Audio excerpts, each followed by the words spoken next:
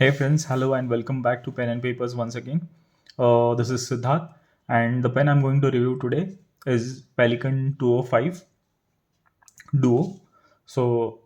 It also came with a highlighter ink, neon color highlighter ink, and the other things. But since I have been using this pen for a couple of years now, uh, and I'm not really using that ink, so I don't have it here. So I'll just be reviewing this pen, and also I changed the nib of this pen. So originally it came with a double broad Pelikan nib. However, I have changed it with a Pelikan M205's fine nib. So yeah, that is sort of a disclaimer, and let's start the pen review. So this is a small, pretty pen, pretty pocket pen. Again, one of the favorite piston fillers that I have, and a lightweight, very reliable writer.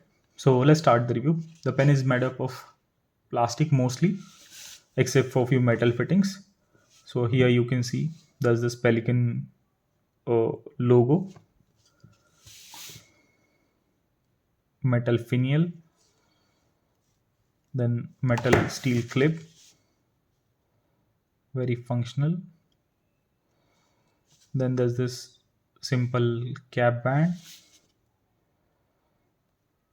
Pelican is written over it. Pelican Germany, and then this is the plastic barrel. Here you can see the piston assembly, and then this is the piston knob. You can rotate it. So the pen uncaps. This is the best thing that I like about this pen. It's very easy to uncap. So the pen uncaps in around one one and quarter rotation.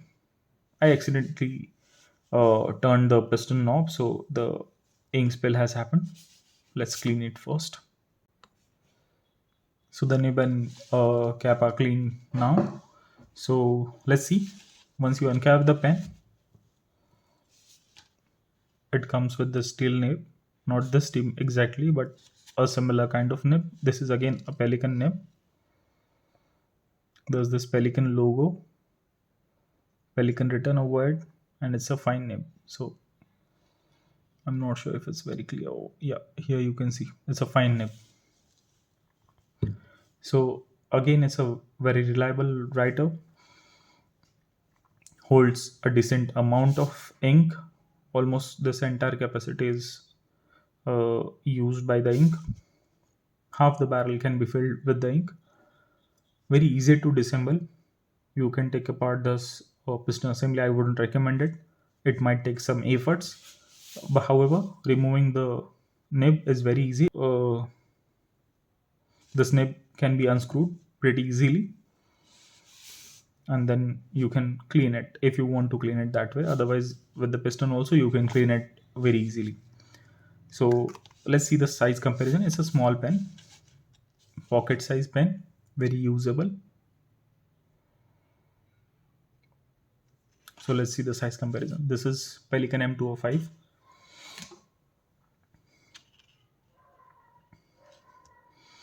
This is an entry level seller pen. It's called Seller Profit Junior. This is Platinum Balance.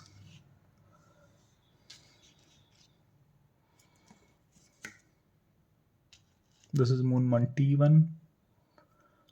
So as you can see here, it's on a slightly shorter side, and that's the reason it can perfectly fit into one's pocket. For the people who have large hand, for somebody who has large hands, it's a bit difficult to use this pen unposted, but for my hands it fits perfectly well in my hand, and I can use it without it being posted. Now let's see the writing sample. The first paper that I have here is again Tomoe River. It's Tomoe River 52 GSM. Ink is Iroshizuku. Yes. Ink is Iroshizuku Shinkai.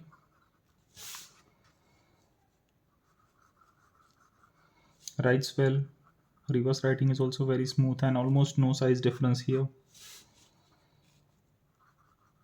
Very smooth. Never skips. Writes under its own weight if you want to try it that way.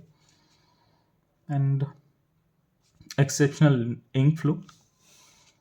This is one of the best piston fillers that I have used, but for a steel nib, it's slightly expensive. In India, it costs around 12 to 13,000. Abroad, it might cost around 100 $105.